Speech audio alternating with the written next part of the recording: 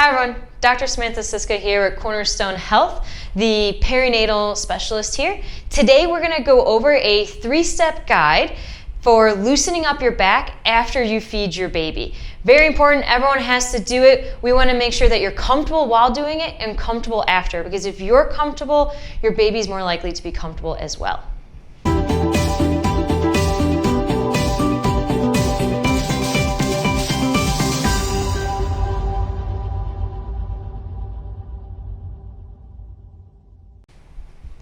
Hi everyone, we're going to go over our first exercise in our 3 steps of loosening up your back after you feed your baby.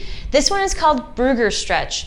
We use it a lot because it helps open up your chest after you've been hunched over and your shoulders have been rounded in. So what we're going to be simply doing is going to be a nice, tall, neutral spine. You're going to be breathing into your abdomen.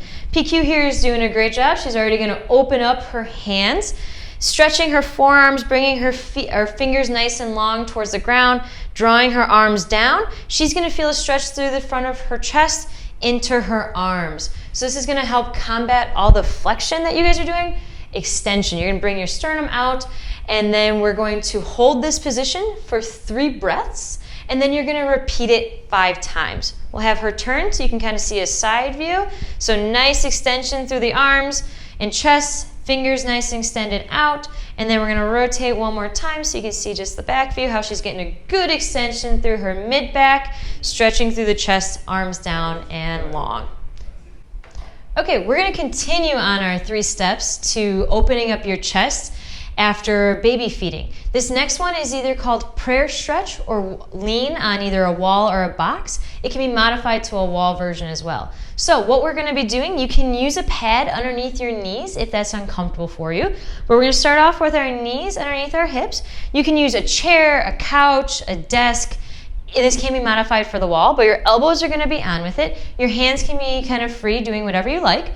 The main focus of this is going to be stretching kind of underneath the armpit region and in through the mid-back specifically.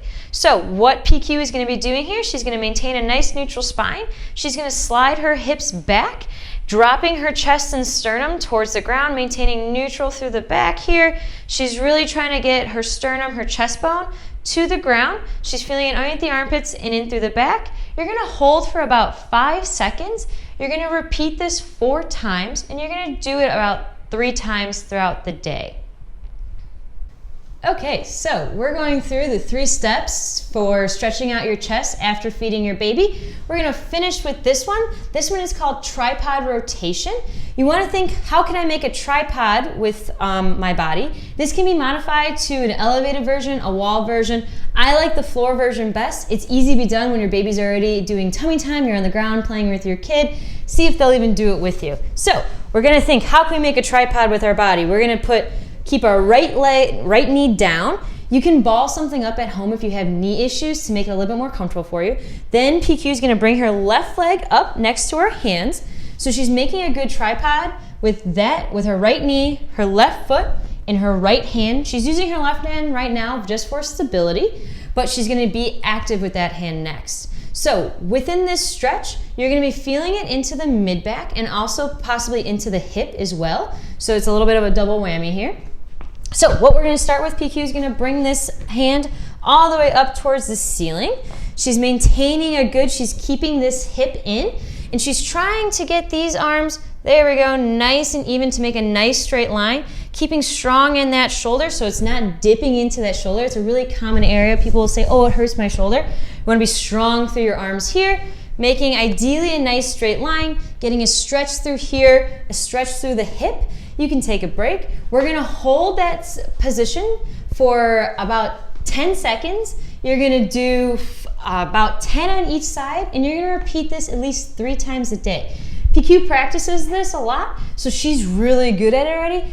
If you're not that perfect at home yet, that's okay. Keep practicing. The basic principles, we want to get a good stretch through our mid-back, our hip, keeping the hip closest to me in line right now. We're not letting it flay.